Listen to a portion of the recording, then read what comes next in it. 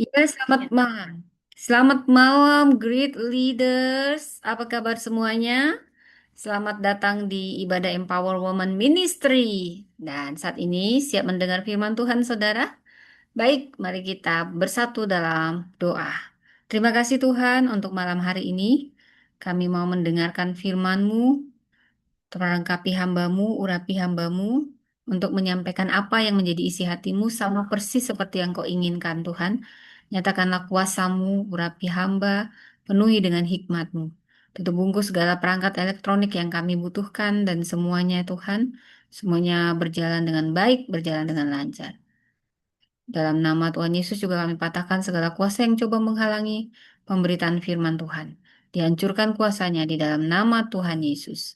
Amin. Selamat malam Indonesia, selamat malam pulau-pulau, selamat malam semuanya. Apa kabar?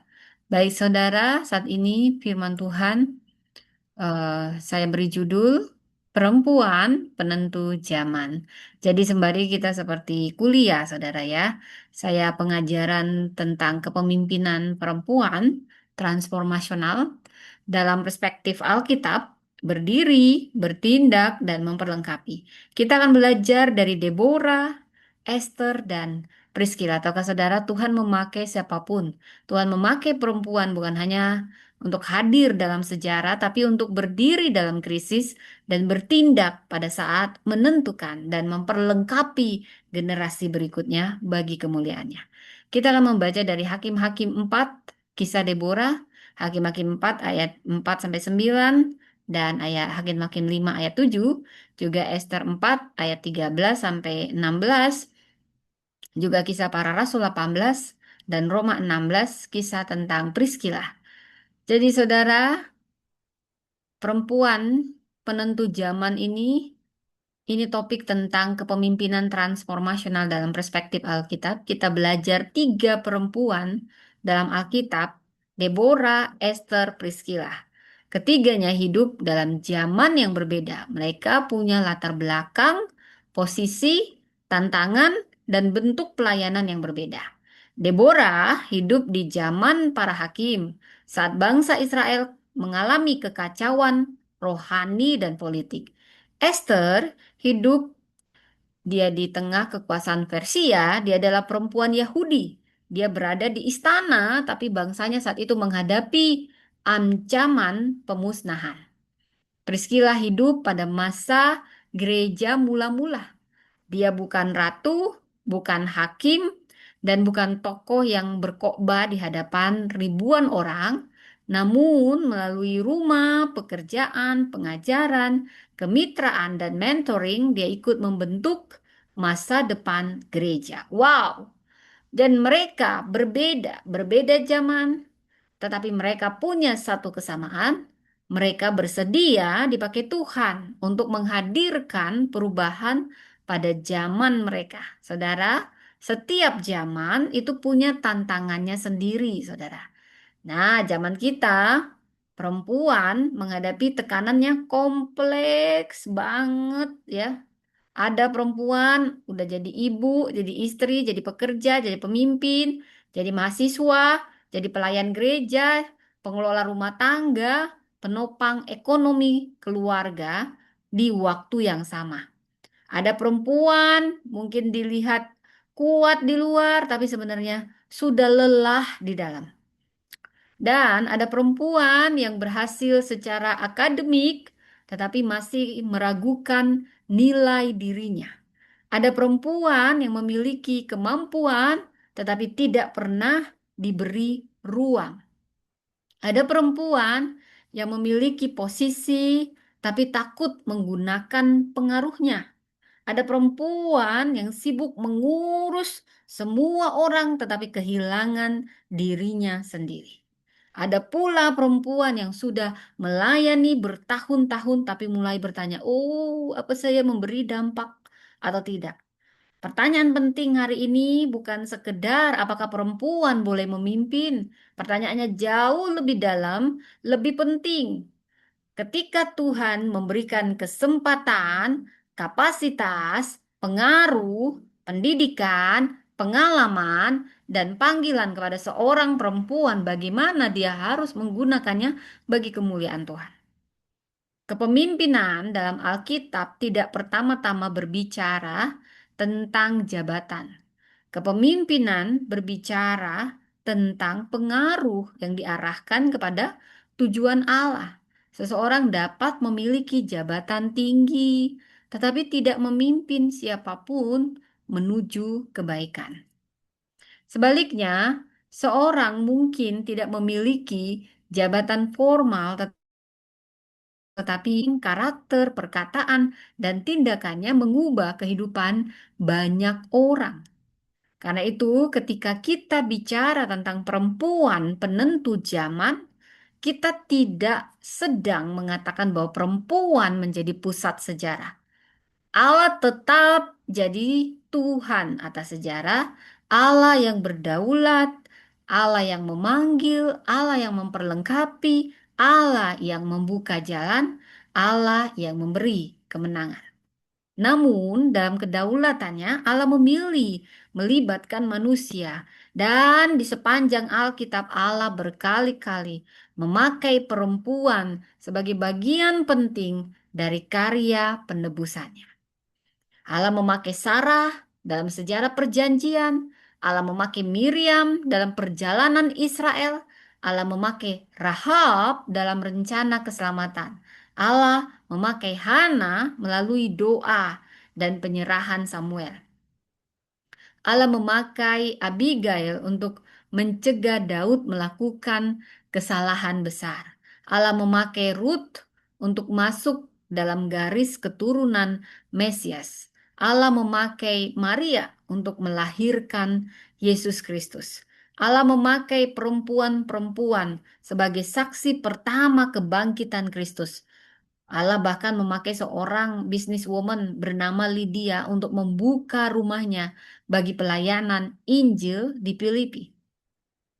Dan kisah perempuan ini, Allah memakai Deborah, Esther, Priscilla menghadirkan perubahan melampaui kehidupan pribadi mereka. Karena itu, tema ini, perempuan penentu zaman, bukanlah ajakan untuk meninggikan diri. Tema ini adalah panggilan untuk menyerahkan diri, bukan untuk membangun kerajaan pribadi, tetapi untuk mengambil bagian dalam kerajaan Allah. Bukan untuk membuktikan bahwa perempuan lebih hebat dari laki-laki, tetapi untuk menunjukkan bahwa Allah dapat memakai siapapun yang bersedia menaatinya. Saudara, saya mau kasih dasar dulu. Harus paham dasar dulu. Ya, pondasi teologis kepemimpinan perempuan. Sebelum kita masuk kepada kehidupan Deborah, Esther, Priscilla, kita perlu membangun pondasi teologis yang benar. Tanpa pondasi teologis pembicaraan tentang kepemimpinan perempuan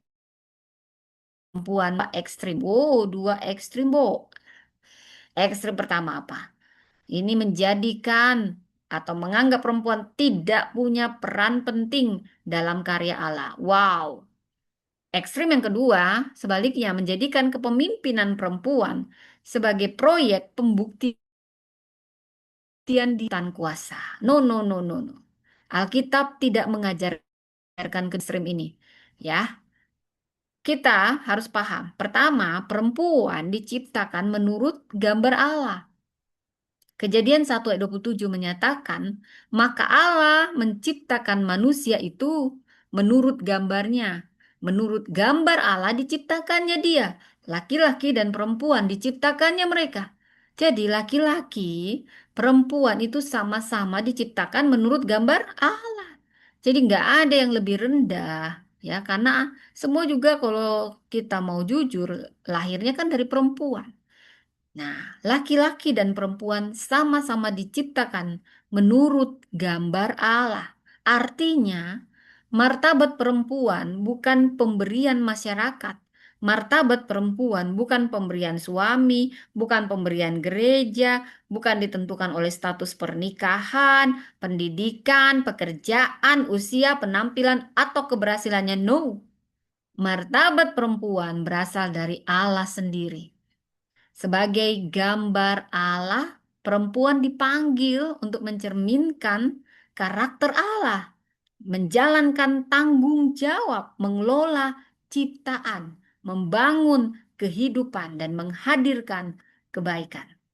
Saudara, dalam Kejadian 1 ayat 28 menunjukkan bahwa mandat untuk beranak cucu, memenuhi bumi, menaklukkan dan berkuasa atas ciptaan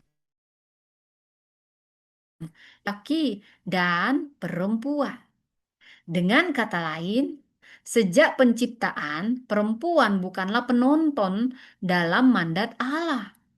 Perempuan adalah mitra yang dipanggil untuk mengambil bagian dalam tanggung jawab ilahi atas dunia. Nah, kita perlu tahu dosalah yang merusak relasi dan penggunaan kuasa, saudara. Kejatuhan manusia dalam dosa tidak hanya merusak hubungan manusia dengan Allah, dosa juga merusak relasi antara laki-laki dan perempuan yang seharusnya digunakan untuk melayani berubah menjadi alat untuk menguasai. Perbedaan yang seharusnya menjadi kekayaan berubah jadi apa? Alasan untuk merendahkan. Karunia yang seharusnya dipakai bersama berubah jadi sumber persaingan.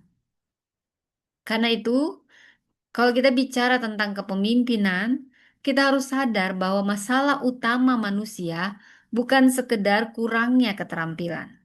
Masalah utamanya adalah hati yang berdosa.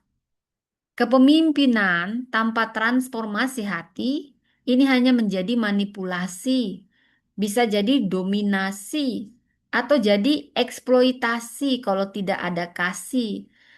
Jadi kalau nggak ada transformasi hati, jadi manipulasi. Nggak ada kerendahan hati, jadi dominasi. Nggak ada kasih, jadi eksploitasi. Nggak ada kebenaran, kepemimpinan tanpa kebenaran ini hanyalah pencitraan. Karena itu, kepemimpinan Kristen tidak dapat dipisahkan dari karya penebusan Kristus. Dalam Kristus, identitas dan panggilan dipulihkan. Galatia 3 ayat 8 ini menyatakan bahwa dalam Kristus tidak ada orang Yahudi atau Yunani, hamba atau orang merdeka, laki atau perempuan, sebab semuanya satu di dalam Kristus Yesus. Jadi ayat ini tidak menghapus sosial atau fungsi, namun ayat ini menegaskan bahwa di hadapan keselamatan, warisan janji Allah dan keanggotaan dalam tubuh Kristus, tidak ada kelompok yang lebih dekat kepada Allah daripada kelompok lainnya. Perempuan tidak menerima Roh Kudus yang kelas 2, arti menerima panggilan yang kelas 2, menerima keselamatan yang kelas 2. Karena jelas bila kita baca pada hari Pentakosta, Petrus mengutipnya dia dari kitab Yoel. Anak-anakmu, laki-laki dan perempuan akan bernubuat. Roh Kudus dicurahkan kepada laki-laki dan perempuan. Artinya kehidupan dan pelayanan perempuan harus dilihat dalam kerangka karya Roh Kudus. Karunia diberikan bukan untuk kebanggaan pribadi, tetapi untuk membangun tubuh Kristus. Yesus memulihkan martabat dan peran perempuan. Dalam konteks masyarakat kuno, Yesus memperlakukan perempuan dengan cara yang sangat bermartabat. Ku jatuh cinta padanya, sungguh dan dalamnya, dalam dan sungguh lagi. Itu dibuat-buat saudara ya. Kalau aku membaca kisah Yesus Kristus, aku terpesona. Karena dia begitu sangat menghargai perempuan. Dia sedang memberi transformasi. Aku tidak pernah membedakan laki-laki dan perempuan. Itu manusia-manusia yang berhati kecil. Dia berbicara, dia membuktikan dengan perilakunya. Dia sengaja datang ke sumur, di mana ada perempuan yang hanya jam 12 siang mau datang karena nggak ada orang. Perempuan bukan perempuan pejabat, bukan perempuan besar, bukan perempuan. Dia hanya perempuan yang bermasalah dengan dirinya dan dibenci oleh banyak orang karena punya banyak suami. Tapi itulah yang didatangi Tuhan Yesus. Tuhan Yesus sedang mengerti. Aku mencintai laki-laki dan perempuan, gak pernah aku bedain. Ini transformasi. Dan lihat bagaimana Maria begitu. Dia bisa berani duduk sebagai murid di kaki Yesus. Padahal itu budaya patriarki. Ya perempuan gak diperbolehkan sekolah. Entah apalah dosa perempuan ini gak boleh sekolah. Ya, gak boleh dengerin ini, gak boleh dengerin. Dia hanya boleh di dapur, di kasur, di sumur gitu ya saudara ya. Kelas 2. Tapi Yesus, Maria berani, dia nyaman dengan Yesus karena dia tahu Yesus tidak pernah membedakan laki-laki dan perempuan. Maria dibiarkan duduk tenang, duduk tenang. Saudara. Ini suara saya ada kan ya? Kadang suara saya eh, ya masih bisa kedengaran ya. Jadi dia membela perempuan yang dipermalukan. Ketahuan berzina, 2 orang kan yang kalau berzina, tapi yang dipermalukan hanya perempuannya. Dan Yesus membela dengan cara menyadarkan, ya nggak pernah buat dosa, lempar duluan. Dia sebenarnya sedang cari mana laki-laki yang berzina sama dia. Kenapa perempuan saja yang kalian hakimi? Saya nggak pernah bedain orang. Kamu ini siapa beda-bedain orang gitu ya. Ya dalam penghakiman juga perempuan harus diperlakukan dengan baik ya. Dia menerima. Ya, Maria duduk sebagai murid di kakinya. Dia membela perempuan yang dipermalukan. Dia menerima pelayanan dan dukungan perempuan. Inilah bukti Yesus sedang melakukan transformasi bahwa dia nggak pernah bedain laki-laki dan perempuan. Dia menyembuhkan perempuan yang dianggap najis. Dia mempercayakan berita kebangkitannya pertama-tama kepada perempuan. Yesus tidak memperlakukan perempuan sebagai objek. Dia melihat mereka sebagai pribadi, murid, saksi, dan menerima anugerah Allah. Karena itu kepemimpinan perempuan harus lahir dari identitas sebagai murid Kristus. Jadi sebelum menjadi pemimpin, kita adalah murid. Sebelum kita mempengaruhi orang lain, kita harus lebih dulu dibentuk oleh Kristus. Sebelum kita bicara, kita harus mendengar suara Tuhan. Sebelum kita memimpin orang lain, kita harus belajar dipimpin oleh Roh Kudus. Saudara, kepemimpinan transformasional di sini banyak digunakan dalam ilmu kepemimpinan modern. Ini adalah kepemimpinan yang tidak hanya mengatur pekerjaan, tapi juga mengubah manusia, mengubah budaya, mengubah cara berpikir, mengubah arah kehidupan. Pemimpin transformasional tidak hanya berkata kerjakan tugas ini, tapi dia membantu orang memahami mengapa tugas ini penting, siapa kita, kemana kita akan pergi, untuk tujuan apa kita hidup. Namun, kepemimpinan transformasional Kristen berbeda dari kepemimpinan transformasional sekuler. Tujuan akhirnya bukan sekedar produktivitas, keberhasilan organisasi, popularitas, atau pencapaian visi pemimpin. Tujuan akhirnya adalah kesetiaan kepada Allah dan terwujudnya kehendaknya. Pemimpin Kristen tidak mengubah orang menurut gambarnya sendiri. Pemimpin Kristen menolong orang semakin serupa dengan Kristus. Dia tidak membawa orang menjadi pengikut pribadinya. Dia membawa orang untuk menjadi murid Kristus. Dia tidak mengumpulkan kekuasaan atau membagikan tanggung jawab, tidak mematikan potensi orang lain, tapi dia membangkitkan dan memperlengkapi setiap orang. Tidak hanya memberi karya atau berkarya, tapi dia meninggalkan manusia yang telah dibentuk. Dia membentuk setiap orang. Jadi, bicara kepemimpinan transformasional, ada 4 unsur yang kita harus paham. Pertama, pengaruh melalui keteladanan. Pemimpin tidak hanya mengatakan apa yang benar, tetapi berusaha hidup dalam kebenaran. Karakter memberi kredibilitas kepada perkataan. Integritas membuat orang percaya. Keteladanan memberikan bentuk nyata kepada nilai-nilai yang diajarkan. Jadi yang kedua, jadi yang pertama tadi apa? Pengaruh harus diberi melalui keteladanan. Kedua, ini bicara kemampuan membangkitkan visi dan harapan. Pemimpin transformasional menolong orang melihat melihat kemungkinan yang belum terlihat. Saat orang hanya melihat krisis, dia melihat kesempatan untuk tahan. Orang ruang bagi karya Allah. Orang menyerah, dia membangkitkan harapan. Itulah membangkitkan visi dan harapan. Ketiga, keberanian mengubah cara pikir. Pemimpin transformasional berani mempertanyakan kebiasaan yang tidak sehat. Dia nolak tradisi hanya karena tradisi itu lama.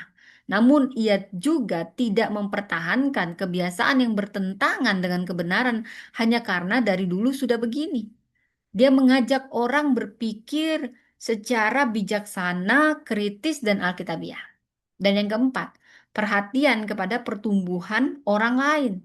Pemimpin transformasional tidak hanya memakai orang untuk menyelesaikan program, dia melihat setiap orang sebagai pribadi yang perlu didengar, perlu dibentuk, perlu didampingi, dan dikembangkan. Jadi keempat unsur ini kita lihat dalam Deborah, Esther, dan Priscilla. Dari Deborah kita belajar untuk berdiri. Dari Esther kita belajar untuk bertindak. Dari Priscilla kita belajar untuk memperlengkapi. Berdiri, bertindak, memperlengkapi. Dari ketiga perempuan yang saya sebut penentu zaman. Kita mulai dari Deborah. Deborah yang berdiri dalam krisis. Kisahnya di Hakim-Hakim 4, khususnya ayat kuncinya ayat 4 sampai 5. Pada waktu Bordot memerintah sebagai hakim.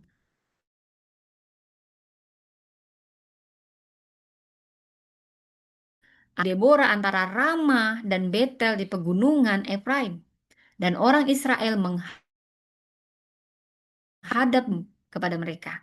Saudara, Hakim-Hakim 5 ayat 7 berkata, Deborah berkata, penduduk pedusunan diam-diam saja di Israel. Ya, mereka diam-diam sampai engkau bangkit. Deborah bangkit sebagai ibu Israel. Jadi, Deborah hidup pada masa kekacauan. Kitab Hakim-Hakim menggambarkan salah satu masa paling gelap dalam sejarah Israel. Pola yang terus berulang adalah bangsa Israel meninggalkan Tuhan. Mereka jatuh ke dalam penyembahan berhala, Tuhan menyerahkan mereka kepada penindasan, lalu mereka berseru kepada Tuhan, Tuhan membangkitkan seorang pembebas. Setelah pembebas itu meninggal, bangsa itu kembali jatuh dalam dosa. Kitab Hakim-Hakim ditutup dengan kalimat yang sangat menyedihkan. Setiap orang berbuat apa yang benar menurut pandangannya sendiri. Ini bukan hanya krisis politik, ini krisis rohani. Saat manusia tidak lagi menempatkan Tuhan sebagai pusat, setiap orang menjadikan dirinya sendiri sebagai ukuran kebenaran. Jadi zaman Deborah, Israel ditindas oleh Yabin, Raja Kanaan, panglima tentaranya bernama Sisera. Dia memiliki 900 kereta besi, bayangkan. Kereta besi saat itu, saudara, simbol kekuatan militer. Kalau punya kereta besi berarti ini bagus nih, negaranya hebat. Israel hidup dalam ketakutan selama 20 tahun karena bangun jatuh bangun.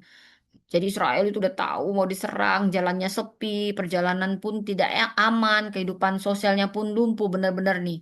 Ya, keberanian bangsa hilang.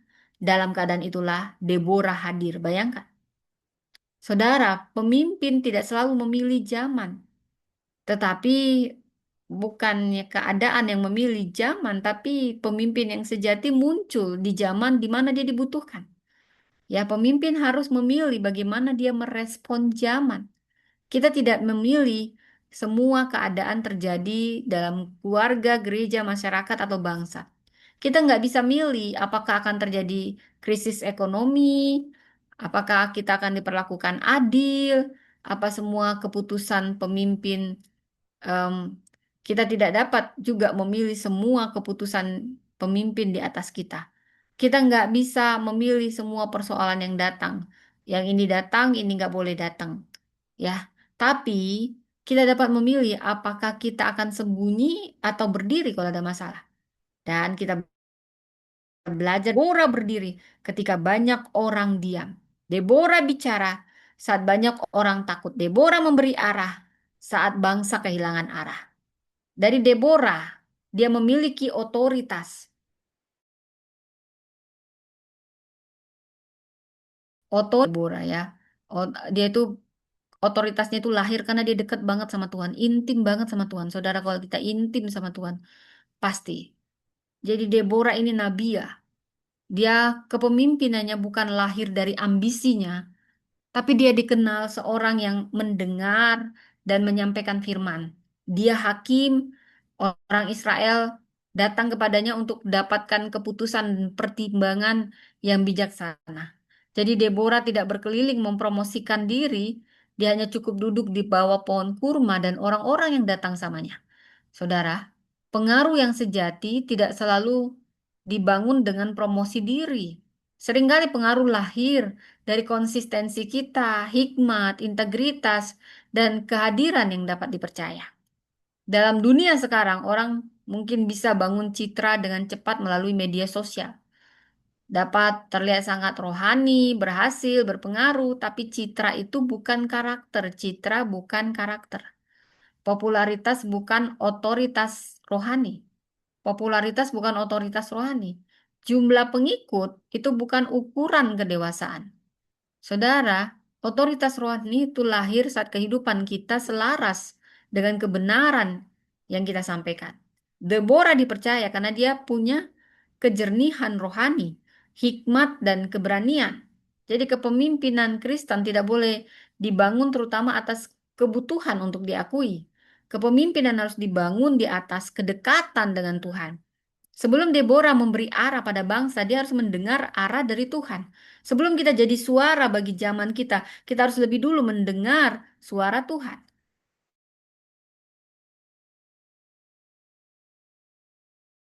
Banyak orang ingin memimpin, tetapi sedikit yang mau dibentuk. Banyak yang ingin memiliki pengaruh, tapi sedikit yang mau menjalani proses tersembunyi. Jadi pertanyaannya bukan hanya seberapa banyak orang mendengar saya, pertanyaannya apakah saya sendiri sungguh mendengar Tuhan. Deborah membangkitkan keberanian Barak. Deborah memanggil Barak dan berkata, Tuhan yang memerintahkan kamu untuk melawan Sisera. Lalu Barak, kalau engkau turut, aku pun turut. Kalau engkau nggak turut, aku juga nggak mau. Kita menilai Barak ini penakut. Tapi perhatikan respon Deborah. Dia tidak mempermalukan Barak. Dia tidak percuma kalau laki-laki nggak berguna. Biar aku aja semua nih perempuan. Tapi dikatakan oleh Deborah, baik aku turut. Ini kepemimpinan transformasional. Deborah tidak menggunakan kelemahan Barak membesarkan dirinya, tapi dia membangkitkan keberanian Barak. Demikianlah pemimpin transformasional. Jangan ambil alih tugas orang, tapi tolong dia menemukan keberanian menjalankan panggilannya. Ada perempuan yang kita sebut kuat, karena dia pikir dia melakukan semuanya seorang diri. Bukan itu yang kuat. Saudara, kekuatan sejati tidak selalu harus melakukan semuanya sendiri. Kadang kekuatan sejati terlihat saat kita mampu membangkitkan orang lain. Itu kekuatan sejati. Ibu yang memimpin ketika dia menolong anaknya jadi dewasa, bukan ketika dia terus-menerus melakukan segala sesuatu untuk anaknya. Saya sebagai dosen, saya memimpin saat menolong mahasiswa yang berpikir, bukan hanya menghafal. Pemimpin gereja memimpin ketika dia mengembangkan pelayan baru, bukan saat semua pelayanan bergantung padanya. Seorang istri dapat memimpin melalui dukungan, hikmat, doa, teguran, dan kemitraan yang membuat seluruh keluarga bertumbuh. Deborah tidak mengecilkan Barak, dia juga tidak menutupi kenyataan ketakutan Barak punya konsekuensi. Dia berkata bahwa kehormatan akhir akan diberikan kepada seorang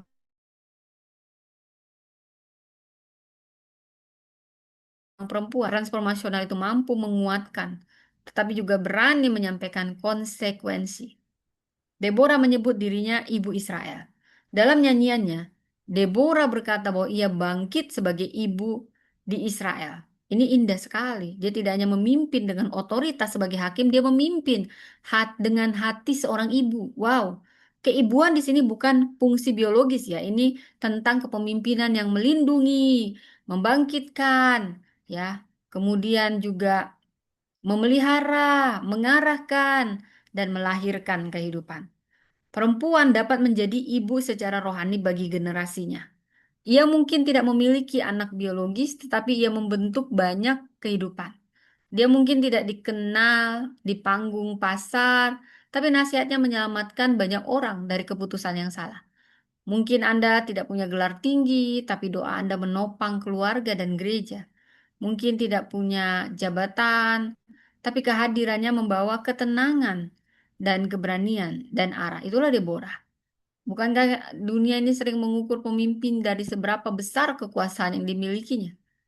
Alkitab juga mengukur pemimpin bukan dari seberapa banyak kehidupan yang dilindungi, berapa banyak orang-orang yang kita lindungi dan kita tumbuh berdiri. Kita belajar bahwa perempuan penentu zaman adalah yang bersedia berdiri. Berdiri di sini bukan berarti selalu tampil di depan, meninggalkan tanggung jawab ketika keadaan menjadi sulit. Tapi berdiri di sini artinya menjaga kebenaran ketika lingkungan berkompromi. Berdiri di sini tetap berdoa saat keluarga terguncang. Berani mengatakan yang benar dengan kasih. Berani berarti hadir bagi orang yang kehilangan keberanian. Berdiri tidak membiarkan trauma, kekecewaan, diskriminasi, atau kegagalan masa lalu menentukan masa depan kita. Mungkin saat ini Anda sedang menghadapi krisis keluarga, tidak didengar, Anda mengalami kegagalan, kehilangan pekerjaan, dipandang rendah, pernah dilukai oleh orang yang seharusnya melindungi justru melukai. Firman Tuhan tidak berkata bahwa luka itu tidak ada atau tidak nyata. Tapi firman Tuhan jelas berkata, biarkan luka, tapi jangan membiarkan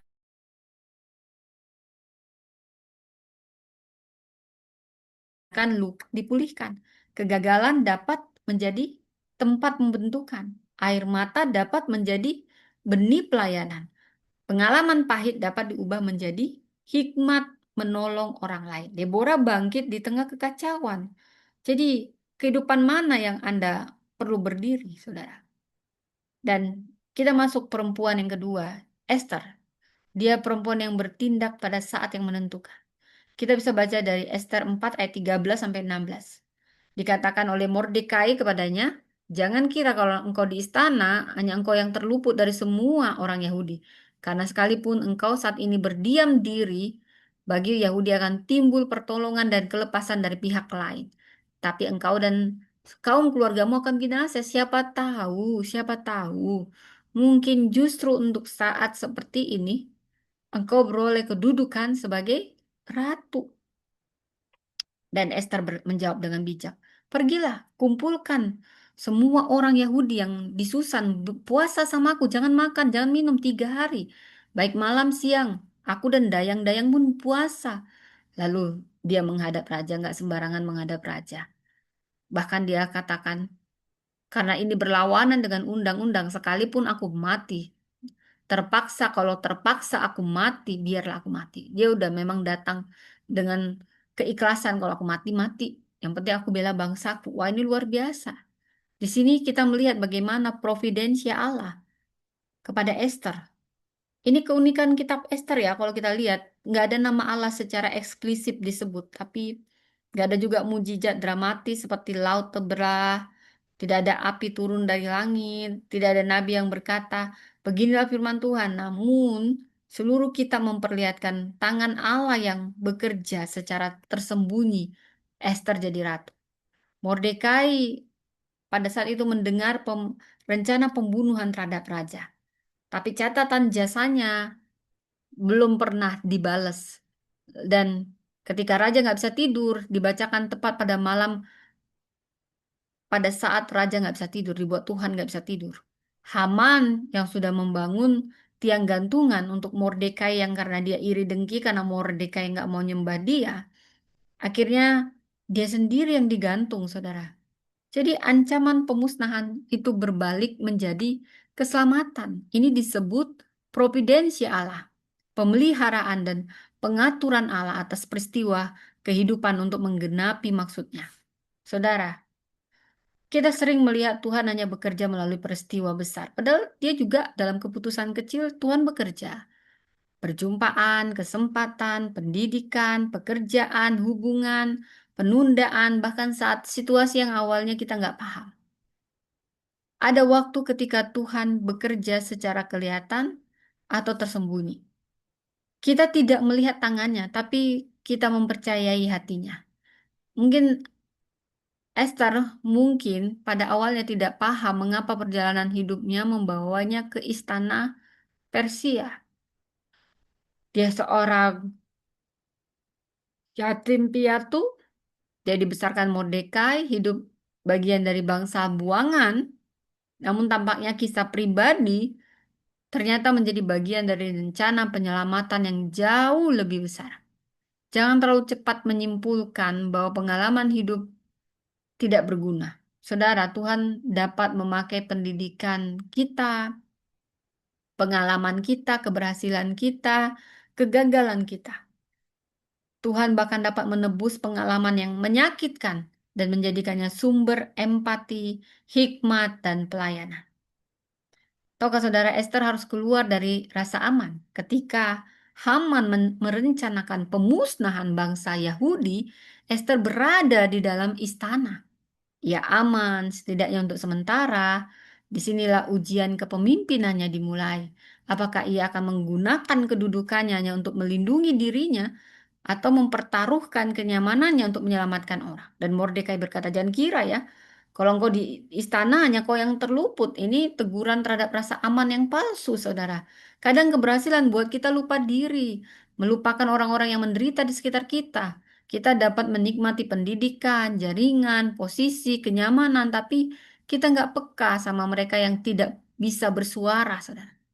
Kita hanya datang yang penting keluargaku aman, kerjaanku aman, pelayananku aman, namaku tidak terganggu. Tapi kepemimpinan Kristen tidak berhenti pada keselamatan pribadi. Berkat selalu berkaitan dengan tanggung jawab. Saat Tuhan memberi lebih banyak pengetahuan, artinya ada tanggung jawab lebih besar. Kalau Tuhan beri posisi, ada tanggung jawab untuk menggunakan posisi itu secara benar. Saat Tuhan memberi suara, ada tanggung jawab untuk berbicara bagi mereka yang tidak didengar. Saat Tuhan memberi sumber daya, ada tanggung jawab untuk menjadi berkat. Ketika Tuhan memberi kita pendidikan teologi, itu tidak boleh hanya jadi gelar, tapi harus jadi alat melayani gereja dan masyarakat dengan lebih bertanggung jawab. Apa arti kata untuk saat seperti ini? Ini kalimat Mordekai yang sangat terkenal. Siapa tahu, mungkin justru untuk saat seperti ini engkau beroleh kedudukan ratu. Ini adalah pertanyaan tentang panggilan. Panggilan itu bukan hanya bicara tentang pekerjaan gerejawi. Panggilan adalah kesadaran bahwa hidup, karunia, posisi, kesempatan, dan waktu kita berada di bawah tujuan Allah. Esther tidak hanya jadi ratu, hanya menikmati kemewahan istana, ada tujuan yang lebih besar. Saudara mungkin menjadi ibu untuk suatu panggilan. Saudara mungkin menjadi pengusaha untuk suatu panggilan. Jadi dosen, jadi guru, jadi pendeta, pegawai, pemimpin, tenaga kesehatan, pekerja sosial, atau mahasiswa. Semua dilakukan karena ada panggilan. Jadi pertanyaan yang kita ajukan bukan apa yang saya dapatkan dari posisi ini, tapi apa yang ingin Tuhan inginkan saya kerjakan melalui saya di posisi ini. Jadi bisa saudara ditempatkan dalam keluarga untuk memutus rantai kekerasan yang udah lama banget berlangsung beberapa generasi. Atau Anda ada di gereja, sebenarnya Tuhan ingin Anda membangun budaya yang lebih sehat. Atau Anda di kantor, Anda diminta Tuhan untuk menghadirkan integritas di tengah praktik yang tidak benar. Anda belajar teologi untuk menjelaskan firman Tuhan dengan bertanggung jawab.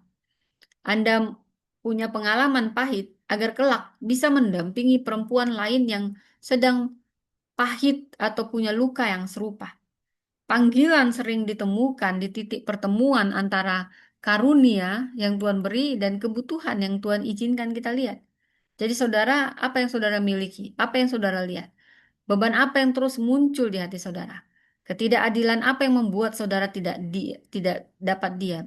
Orang seperti apa yang Tuhan tempatkan di sekitar saudara? Mungkin di sanalah panggilan mulai terlihat, saudara. Esther tidak bertindak impulsif ya, tiba-tiba. Esther berani, tidak ceroboh, tidak langsung minta seluruh orang Yahudi di Susan berpuasa sama 3 hari. Dia dan dayangnya berpuasa. Ini menunjukkan tindakan kepemimpinannya yang berakar dan bergantung penuh pada Allah dan solidaritas komunitas. Keberanian Kristen bukan nekat, tapi ketaatan yang lahir dari doa, pertimbangan, penyerahan kepada Tuhan. Sesudah berpuasa, Esther menyusun langkah dengan sangat strategis. Dia memilih waktu, dia menggunakan pendekatan yang bijaksana, dia mengadakan perjamuan, dia tidak segera membuka seluruh persoalan, dia baca situasi, momentum, menyampaikan permohonan tepat waktu. Dari sini kita belajar tentang iman dan strategi bukan lawan. Jadi doa tidak menggantikan perencanaan, perencanaan juga nggak gantiin doa. Orang hanya berdoa tetapi menolak bertindak, belum menjalankan seluruh tanggung jawabnya. Orang yang hanya susun strategi tanpa bergantung pada Allah mudah jadi sombong dan manipulatif. Esther melakukan keduanya. Dia puasa, dia susun strategi, dia menyerahkan hasil kepada Tuhan dan tetap mempersiapkan tindakannya dengan cermat. Jadi dalam pelayanan kita butuh doa, kompetensi, dalam kepemimpinan kita butuh kepekaan rohani dan kecakapan. Jadi niat baik aja nggak cukup. Kita perlu kok belajar komunikasi, paham masalah, kelola konflik. Kita bisa membaca konteks, merencanakan, membangun tim. Kita perlu mengevaluasi dampak. Jadi bukan tanda kurang rohani, saudara. Ya, ini kecakapan yang diserahkan Tuhan adalah bagian dari penata layanan. Dan Esther menerima resiko, orangnya ambil resiko. Kalau terpaksa aku mati, biarlah aku mati. Ini bukan keinginan untuk mati, ini pernyataan penyerahan. Jadi Esther pada saat titik ketika ketaatan lebih penting daripada kenyamanan. Kepemimpinan selalu punya harga yang harus dibayar. Waktu, kenyamanan, popularitas, kesempatan pribadi. Kadang kita harus nanggung kesalahpahaman juga dari orang. Kadang kita harus berkata tidak, berani berkata tidak terhadap yang sesuatu yang menguntungkan tetapi tidak benar. Kita berani membela yang lemah walau nggak dapat untung. Tapi harus hati-hati. Pengorbanan Kristen bukan berarti membiarkan membiarkan diri terus-menerus disalahgunakan. Ya, saudara. Ini mohon maaf ada kesalahan sedikit. Jadi, pemirsa, apa kabar yang di sana?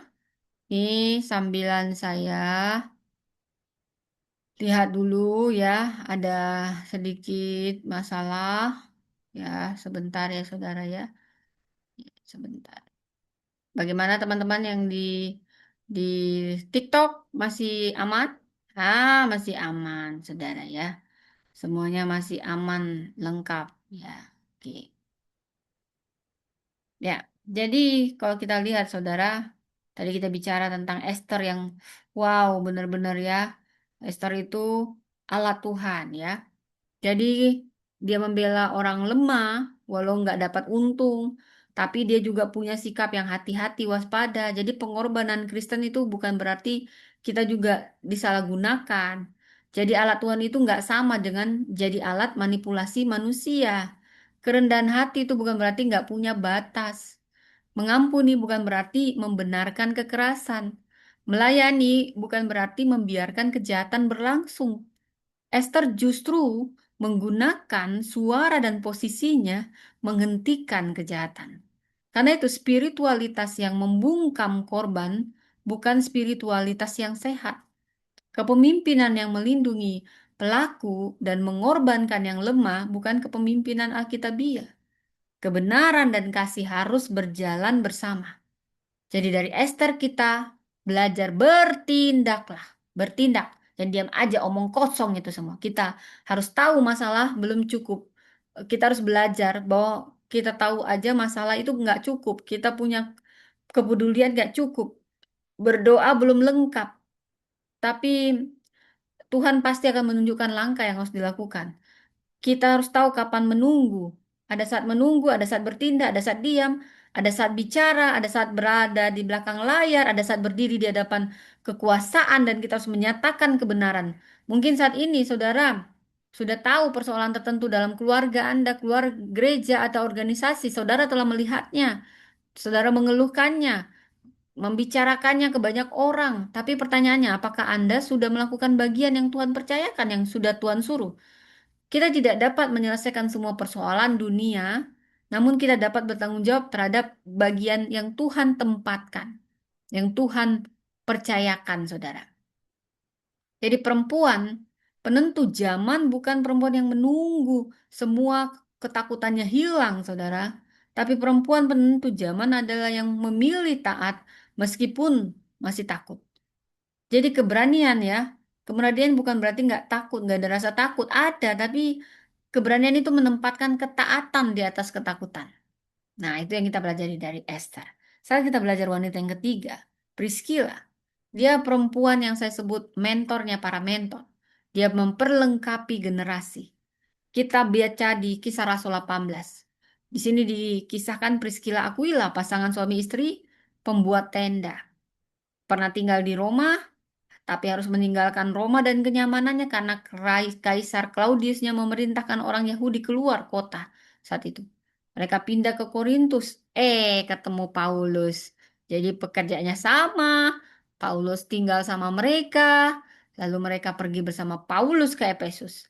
Dan di sini saya mau catat bagaimana dia memperlengkapi seorang yang sudah besar, saudara ya. Di Kisah Rasul 18 ayat 24 sampai 26, ini mencatat tentang Apolos. Ya, saat itu datanglah ke Efesus seorang Yahudi bernama Apolos, berasal dari Alexandria. Dia pasti bicara, sangat mahir dalam soal kitab suci. Dia menerima pengajaran dalam jalan Tuhan.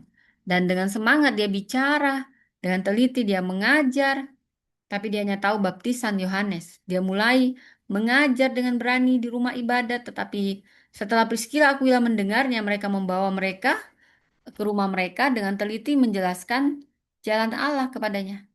Jadi Priscilla dari sini kita belajar kepemimpinan melalui kehidupan sehari-hari. Dia tidak muncul sebagai pemegang jabatan politik, tidak memimpin pasukan, tidak tinggal di istana, hanya pembuat tenda bersama suaminya.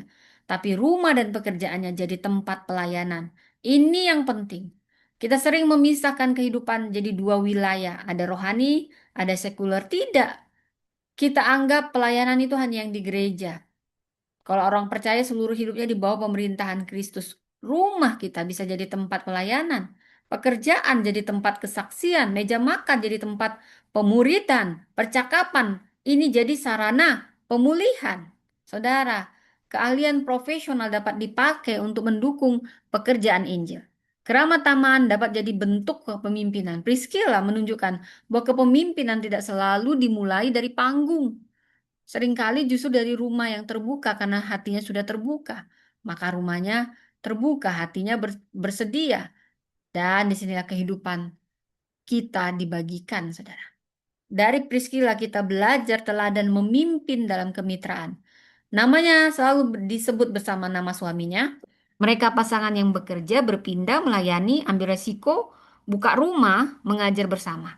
Ini gambaran kemitraan, saudara, dalam pelayanan. Jadi kepemimpinan perempuan bukan proyek menyingkirkan laki-laki, tapi justru dan juga kepemimpinan laki-laki bukan alasan membungkam perempuan. Tubuh Kristus dibangun melalui kemitraan. Laki-laki dan perempuan dipanggil saling menghormati, melengkapi, dan tunduk pada kehendak Kristus. Persaingan itu muncul saat fokus kita pada pengakuan pribadi, pribadi. Tapi kemitraan tumbuh saat fokus kita kepada Allah, misinya Allah, saudara. Priscilla Aquila tidak tampak sibuk untuk menentukan siapa yang lebih penting. Mereka berjalan bersama agar Injil diberitakan, jemaat ditumbuhkan, Apolos diperlengkapi. Dalam Perjanjian Baru, beberapa kali Priscilla disebut dulu daripada nama suaminya. Ini menunjukkan apa? Dia punya peran yang menonjol dan dikenal luas dalam pelayanan. Namun Alkitab tidak menggambarkan mereka dalam persaingan, saudara. Keduanya menjadi rekan sekerja. Ya, keluarga Kristen tidak seharusnya menjadi tempat perebutan kekuasaan, bukan. Keluarga harus tempat dua pribadi belajar saling melayani di bawah Tuhan. Suami nggak dipanggil mematikan panggilan istrinya. Istri nggak dipanggil untuk merendahkan suaminya. Keduanya dipanggil untuk membangun rumah. Jadi tempat hadirnya kerajaan Allah. Dari Priscilla kita belajar juga, wow, kedalaman teologis. Apolos ini nggak orang biasa. Dia sekolah di Alexandria, tahu nggak itu? Itu pusat intelektual dunia kuno. Dia pasti bicara, mahir kitab suci, semangat. Dia berani mengajar. Mungkin nggak Priscilla nggak ada apa-apanya, tapi pengetahuannya nggak lengkap. Dan Priscilla nggak pakai ini untuk menyalahkannya. Banyak sekarang suka cari kesalahan, tapi dia mendengar. Lalu dia bawa, nggak dipermalukan, dibawa ke rumah, dijelaskan jalan Allah, lebih teliti, nggak setengah-setengah, nggak hitung-hitungan. Ini kebijaksanaan. Mereka tidak mempermalukan Apolos di depan umum. Mereka tidak menyerang dia saat sedang berbicara. Mereka tidak menggunakan kekurangannya untuk menunjukkan keunggulan mereka. Justru dibawa ke rumah, saudara. Dikoreksi dalam relasi. Dijelaskan dengan teliti, nggak setengah-setengah. Inilah model koreksi yang penuh kasih dan bermartabat. Banyak sekarang, zaman sekarang di medsos, orang suka mempermalukan orang lain di ruang publik. Kesalahan kecil diperbesar, disebarluaskan, tapi koreksi itu jadi kayak hukuman, saudara. Jadi ini perbedaan pendapat itu dapat berubah menjadi serangan pribadi, saudara.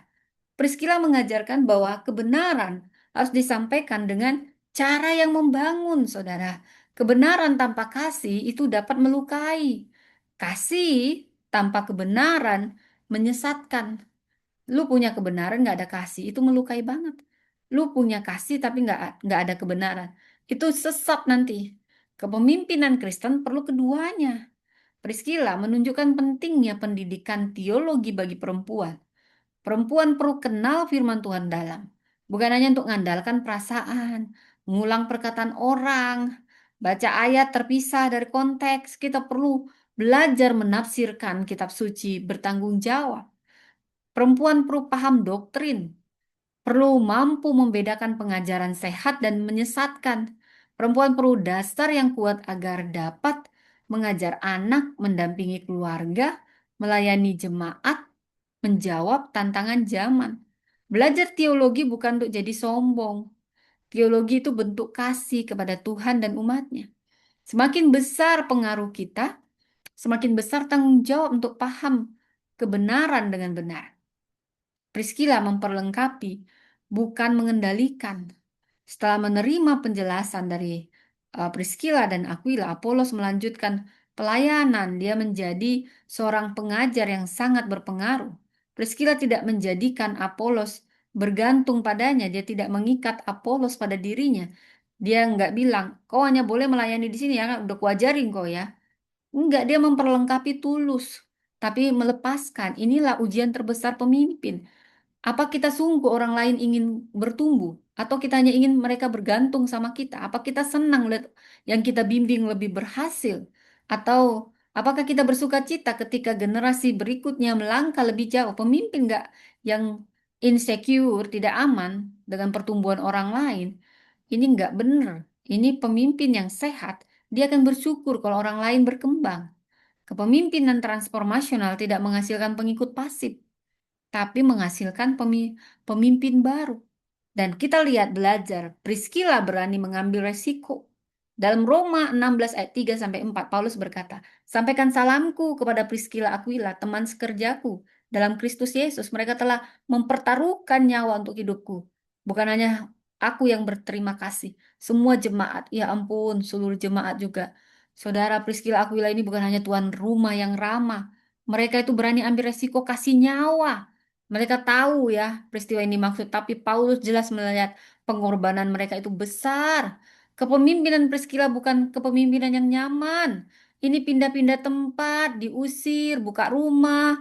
Itu nggak ada kenyamanan, saudara, nggak ada privasi, mendukung pelayanan. Dia tahu ya, biasanya orang ingin didukung, tapi dia mendukung, saudara. Dia mengajar, dia ngambil resiko. Dialah rekan sekerja Paulus. Rumahnya dia jadikan tempat jemaat berkumpul, nggak hitung-hitungan. Sekarang orang mau nyaman aja nggak mau di rumahnya, saudara. Dampaknya tidak hanya dirasakan oleh satu orang, tapi seluruh jemaat, saudara. Dari sini kita melihat prinsip warisan. Ada kehidupan yang diserahkan kepada Tuhan, ini dapat menghasilkan dampak yang tidak pernah sepenuhnya dilihat oleh orang tersebut. Priscilla menolong Apolos. Apolos menolong banyak orang. Priscilla mendukung Paulus. Paulus memberitakan Injil, menanam jemaat, menulis surat-surat yang sampai hari ini membentuk gereja. Kita tidak selalu tahu seberapa jauh dampak ketaatan kita. Ibu yang ngajar anaknya doa mungkin sedang membentuk pemimpin masa depan, saudara. Anda ngajarin anak Anda berdoa, anak Anda mungkin jadi presiden, saudara. Dosen, saya dampingi mahasiswa dengan sabar. Mungkin yang saya dampingin ini gembala, pendidik. Luar biasa, pemimpin masyarakat, saudara. Perempuan yang membuka rumah bagi persekutuan mungkin sedang menyediakan ruang bagi seorang untuk mengalami pemulihan. Mentor yang mendengar, membimbing perempuan muda mungkin sedang memutus siklus luka antar generasi. Jadi jangan remehkan ketaatan kecil. Di tangan Tuhan benih kecil menghasilkan warisan besar. Dari sini kita belajar dari Priscilla, perlengkapilah, perlengkapilah, saudara. Dari Priscilla kita belajar bahwa keberhasilan kepemimpinan bukan hanya terlihat dari apa yang kita selesaikan. Keberhasilan juga terlihat pada siapa yang kita bentuk. Ya, pemimpin yang hanya meninggalkan program belum tentu meninggalkan warisan. Program dapat berhenti, gedung bisa rusak, jabatan bisa hilang, popularitas bisa berakhir, hilang. Tapi manusia yang dibentuk akan terus bawa nilai, iman, misi ke generasi berikutnya. Karena itulah setiap perempuan perlu nanya, aku ini sedang memperlengkapi siapa? Ada nggak perempuan muda yang sedang kudampingi? Adakah yang perlu aku dengarkan, aku torong, aku beri semangat? Adakah pelayan baru yang perlu aku beri ruang? Adakah seseorang yang perlu kukoreksi dengan kasih? Kasih. Dan adakah rumah yang perlu jadi tempat penguatan? Adakah pengetahuan yang bisa kubagikan? Adakah pengalaman hidup yang dapat diubah jadi pelajaran bagi generasi berikutnya? Jadi perempuan penentu zaman tidak hanya bertanya apa yang dapat saya capai. Dia bertanya siapa yang dapat saya persiapkan. Jadi dari sini kita belajar 3 gerakan kepemimpinan. Berdiri, bertindak, memperlengkapi. Berdiri, bertindak, memperlengkapi. Dari Esther, dari Deborah, Esther Priscilla ini memperlihatkan 3 gerakan kepemimpinan transformasional. Deborah berdiri, ini mengajarkan kita keberanian moral dan spiritual. Dia berdiri ketika bangsanya kehilangan arah. Dia dengar Tuhan, dia beri keputusan, dia bangkitkan Barak, dia hadir sebagai ibu bagi Israel. Berdiri itu bicara tentang identitas dan keteguhan. Orang yang nggak berdiri teguh dalam kebenaran mudah digerakkan oleh tekanan. Karena itu perempuan harus berdiri di atas identitasnya dalam Kristus, bukan di atas pujian manusia, bukan di atas penampilan, status pernikahan, gelar, jabatan, atau jumlah pengikutnya di medsos, bukan. Identitas kita adalah kita diciptakan imago Dei menurut gambar Allah, ditebus Kristus, didiami Roh Kudus, kita ini bait Roh Kudus, dipanggil untuk hidup bagi kemuliaan Tuhan. Dari Esther kita belajar bertindak, bertindak. Ini mengingatkan keberanian menggunakan posisi dan pengaruh saat yang menentukan. Kita berdoa, berpuasa, susun strategi, berani ambil resiko. Gunakan akses menyelamatkan orang lain. Bertindak itu bicara tentang ketaatan, saudara. Iman yang gak pernah menghasilkan tindakan itu mudah berubah jadi teori. Yakobus berkata bahwa iman tanpa perbuatan mati. Kita tidak diselamatkan oleh perbuatan, tetapi iman yang hidup akan menghasilkan ketaatan. Dari Priscilla ini kita belajar memperlengkapi. Ini penting kita mengajarkan pentingnya kemitraan, pengajaran, relasi, rumah yang terbuka, regenerasi, regenerasi. Jadi tidak hanya melakukan pelayanan, kita menolong orang lain melayani lebih baik. Memperlengkapi, berbicara tentang warisan. Pemimpin yang hanya berpusat pada dirinya akan meninggalkan kekosongan saat dia pergi. Pemimpin yang memperlengkapi akan meninggalkan generasi yang mampu melanjutkan pekerjaan. Ketiga gerakan ini harus berjalan bersama. Berdiri tanpa bertindak ini menjadi keteguhan yang pasif. Bertindak tanpa berdiri di atas kebenaran ini dapat jadi aktivisme tanpa arah. Berdiri dan bertindak tanpa memperlengkapi ini dapat menghasilkan keberhasilan yang berhenti pada satu generasi. Kita perlu berdiri dalam kebenaran, ketaatan, memperlengkapi dalam kasih. Dan Kristus adalah pusat kepemimpinan transformasional. Kita tadi belajar dari Deborah, Esther, Priscilla. Teladan tertinggi kita, bukan mereka, saudara. Yesus Kristus adalah tetap teladan tertingginya. Yesus Kristus. Ya, saudara. Terasa udah 1 jam ya, saudara ya. Ya, sebentar lagi nih mau selesai. Jadi dari Deborah berdiri sebagai ibu di Israel, Kristus adalah gembala yang menyerahkan nyawanya bagi domba-dombanya. Esther mempertaruhkan hidupnya dengan masuk menghadap raja, tetapi Kristus sungguh menyerahkan nyawanya untuk menyelamatkan manusia berdosa. Kita lihat tadi Priscilla memperlengkapi Apolos, seperti Kristus memanggil. Dia memanggil kita, membentuk, mengutus, dan menyertai kita sebagai muridnya. Kepemimpinan Kristen itu berbentuk salib. Kenapa? Dalam Filipi 2, ini menggambarkan Kristus yang tidak mempertahankan hak, melainkan mengosongkan diri, ambil rupa hamba, rendahkan diri, taat sampai mati di kayu salib. Salib itu membalikkan pengertian dunia tentang kekuasaan. Kalau dunia bilang, pemimpin yang dilayani, tapi Yesus berkata, anak manusia datang bukan untuk dilayani, tapi melayani, memberikan nyawanya.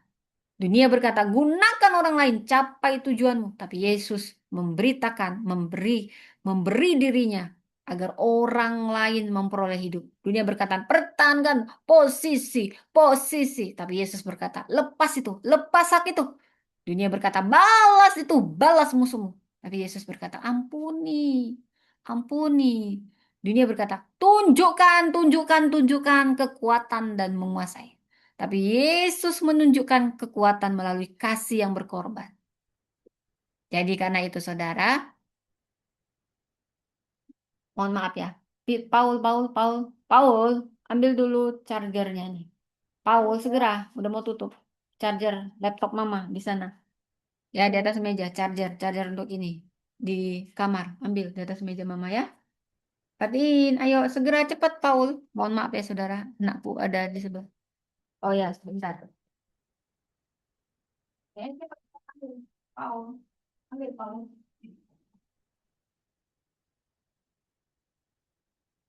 Ya, sebelum mati laptopnya. Jadi, perempuan penentu zaman adalah yang semakin serupa dengan Kristus. Bukan yang paling tinggi jabatannya, banyak pengikutnya sering tampil, bukan. Tapi mereka yang semakin serupa dengan Kristus menghadirkan karakter Kristus dalam ruang yang dipercayakan kepadanya.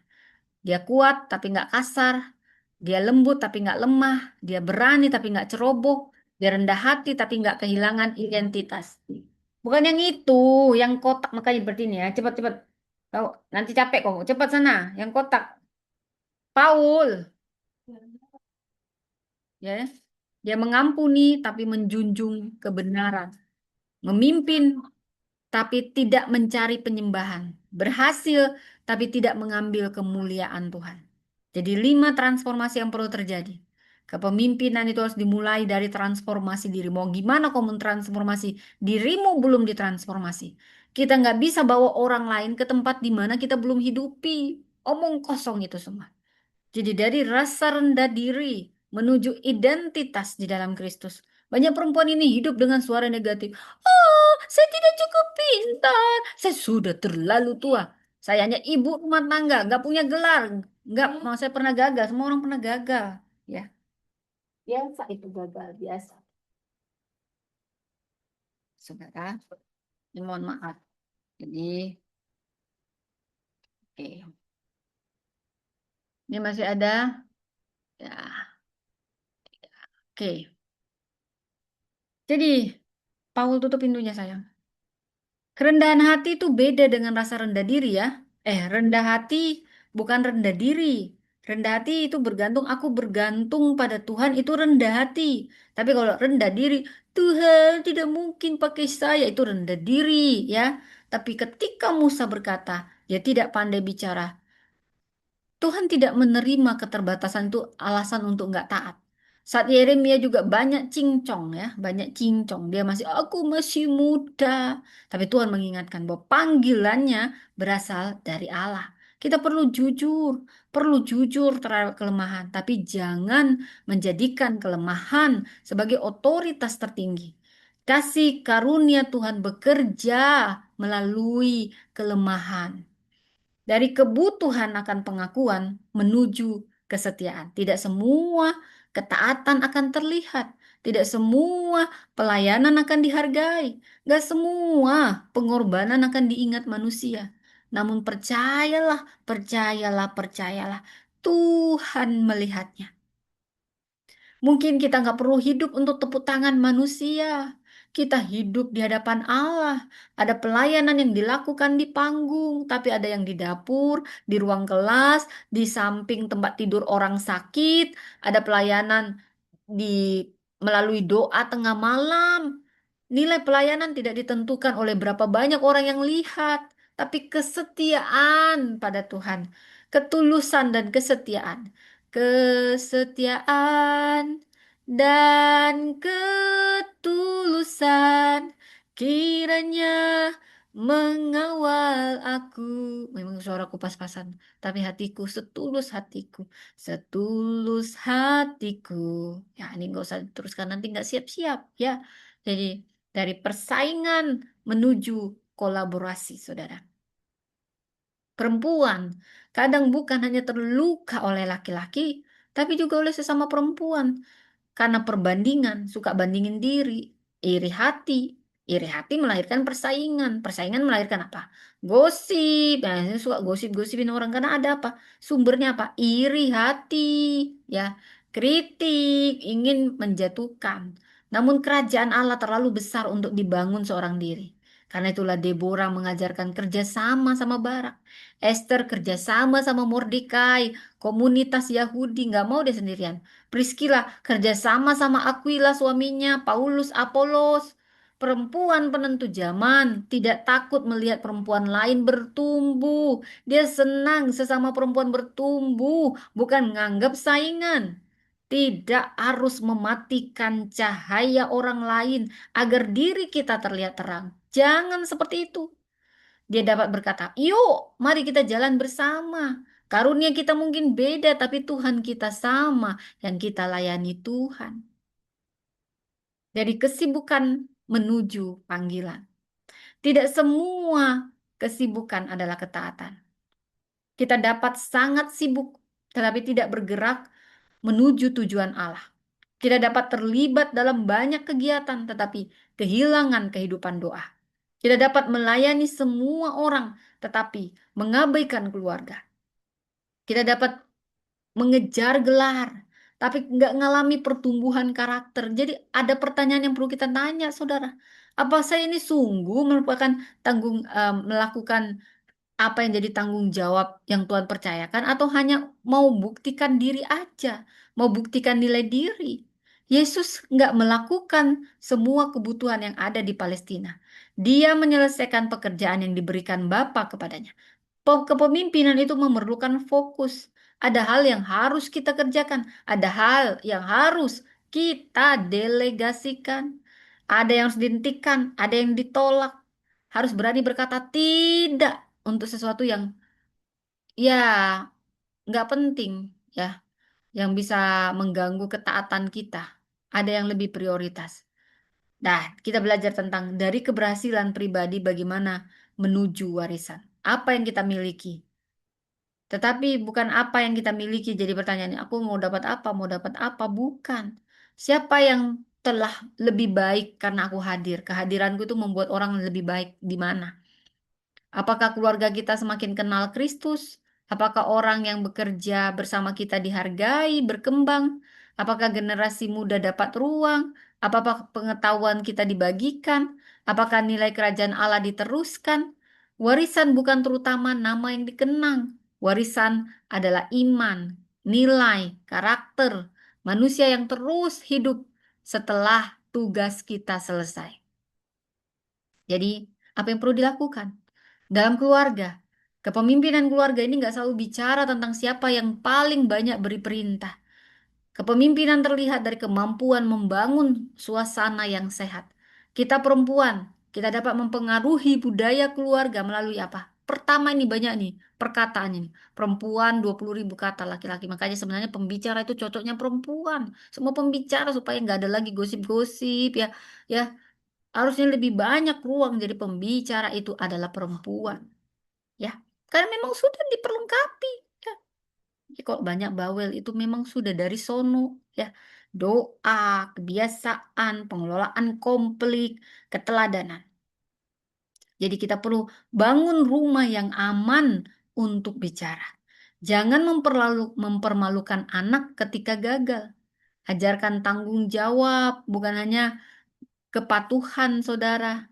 Hindari kita gunakan ayat itu untuk ngontrol. Kita juga belajar minta maaf sebagai orang tua.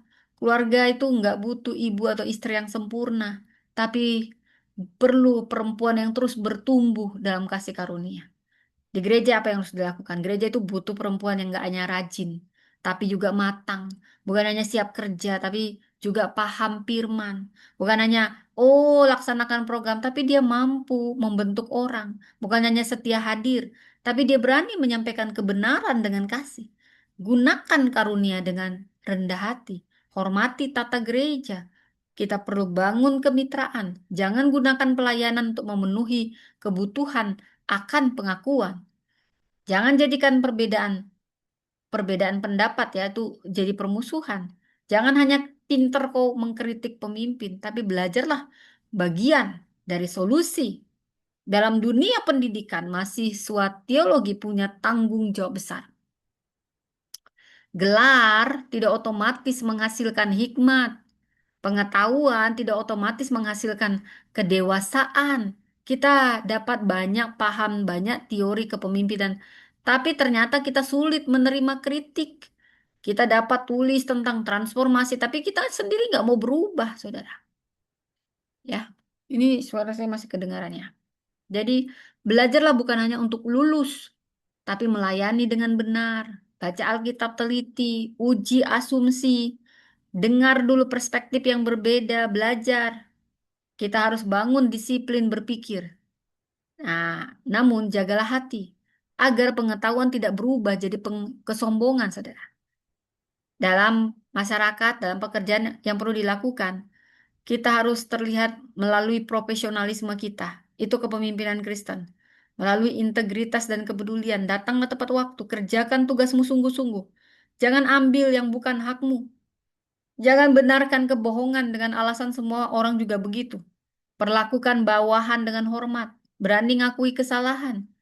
Gunakan posisi untuk melindungi, bukan menindas. Beri kesempatan pada orang yang berpotensi. Jadi suara bagi mereka yang mudah diabaikan. Dalam ruang digital, saudara, media sosial ini ruang pengaruh. Setiap unggahan itu dapat membentuk cara berpikir orang lain. Karena itu kita perlu bertanya sebelum mengunggah sesuatu. Apa ini benar? Perlu? Apa ini membangun? Apa ini membangun menjaga martabat orang lain? Apa ini memuliakan Kristus? Jangan bangun identitas dari respon digital. Jangan korbankan keluarga demi citra pelayanan. Jangan sebarkan info yang nggak diperiksa. Jangan menggunakan penderitaan orang lain sebagai bahan untuk meningkatkan popularitas. Jangan gunakan ruang digital untuk memberi harapan, pendidikan, kebenaran, dan kesaksian yang bertanggung jawab. Jadi, perlu pertanyakan ini, saudara, di mana Tuhan panggil saya berdiri? Apakah ada kebenaran yang harus saya pertahankan? Kebiasaan buruk yang harus dihentikan? Ketakutan yang harus dihadapi? Luka yang harus dibawa kepada Tuhan untuk dipulihkan? Apa ada tanggung jawab yang selama ini dihindari? Mungkin seperti Deborah, kita sedang bertanya, bangkitlah. Nah, jadi tindakan apa yang harus dilakukan? Apakah saudara perlu memulai percakapan yang selama ini dihindari? Apakah perlu minta pertolongan? Tetapkan batas yang sehat? Perlu minta maaf? Perlu melanjutkan pendidikan, menyuarakan ketidakadilan? Perlu menggunakan posisi untuk menolong orang lain? Esther mungkin Tuhan sedang berkata, untuk saat seperti inilah engkau berada di tempat ini. Siapa yang harus kita perlengkapi? Peduli. Satu orang yang bisa kita dampingi, kita mentoring, yang butuh telinga mendengar, yang butuh kesempatan kedua, perlu menerima pengetahuan dan pengalaman. Siapa yang dapat kita tolong, ya kita dorong agar berani melangkah. Dari Priscilla, kita sedang memanggil semua untuk mau membuka rumah, hati, pengetahuan, dan kehidupan bagi pertumbuhan orang lain. Saudaraku, Deborah tidak dilahirkan dalam masa yang mudah. Esther juga situasinya nggak aman. Dia ada di tengah yang tidak nyaman.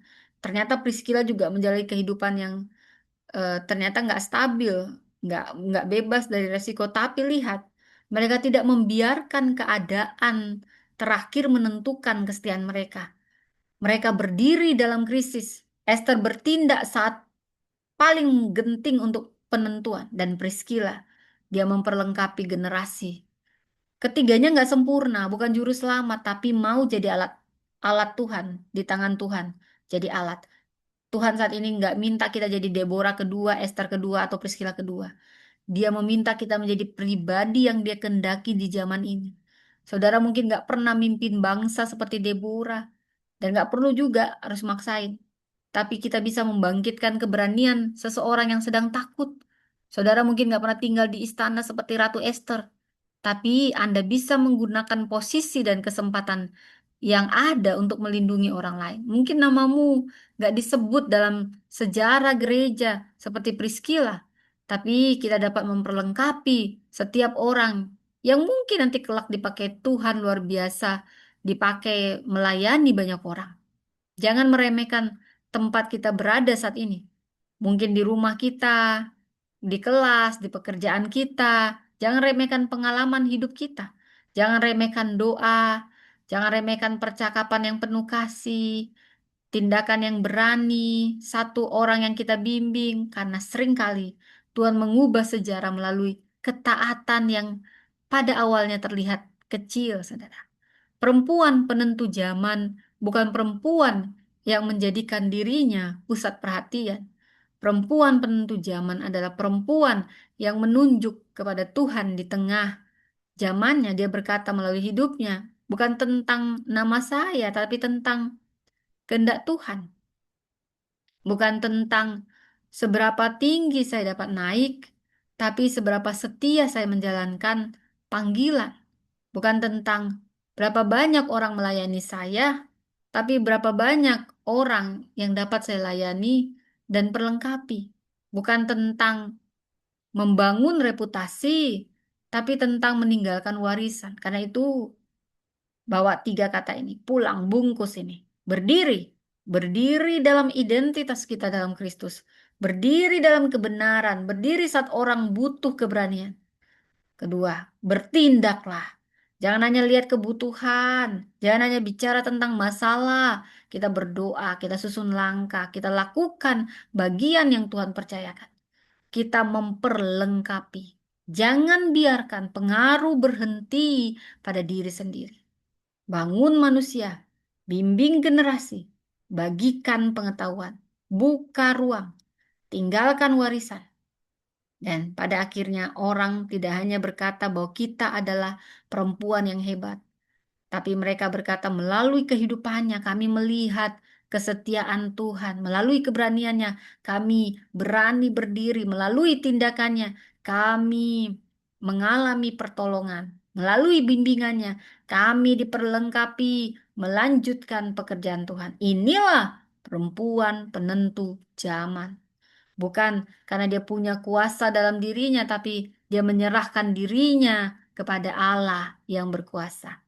Bukan karena dia tidak pernah takut, tapi dia tetap taat walaupun di tengah ketakutan. Bukan karena dia mampu melakukan semuanya, tapi dia bersedia melakukan bagiannya. Bukan karena dia mencari kemuliaan, tetapi karena dia hidup bagi kemuliaan Tuhan.